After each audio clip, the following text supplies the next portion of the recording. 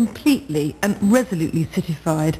I do like to get away sometimes, but I don't find it relaxing just to be slumped on a sofa all weekend. For me, I unwind just by pottering about in the kitchen, and I know it sounds strange, but I do find it really liberating to be in an unfamiliar kitchen. I mean, not that I'm trying to escape my way of cooking or my food, because that's the food I like. I mean, just because I'm at the seaside doesn't mean I'm going to be opening a whelk stall. But cooking while I'm on a weekend away kind of reminds me of what it's all about. Having friends over, cooking with them and eating with them.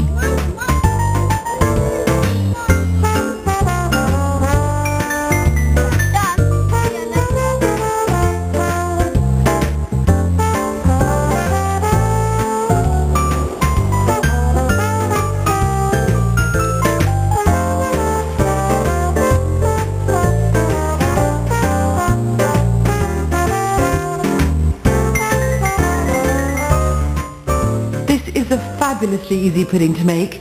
Passion fruit and white chocolate mousse. I sometimes find white chocolate just a bit too thicky, but the tang of passion fruit really undercuts it. You need 3 ingredients only: the fruit, the chocolate and eggs. I mean, I've got some raspberries because I love eating the raspberries with it, but you don't have to. Now, I know I kind of foolishly boasted that I travelled light, but not that light, because I want to whisk the whites for the mousse. A little bit of heavier equipment. Now obviously you don't really need this to whisk egg whites, but I am a creature of habit.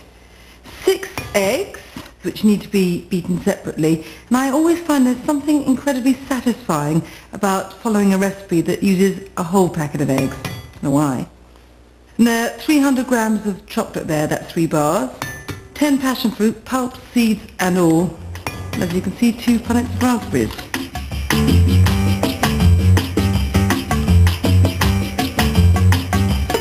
So while the eggs are whisking, I'm going to mix the chocolate, passion fruit and yolks together, and then I can just fold these in when they're stiff.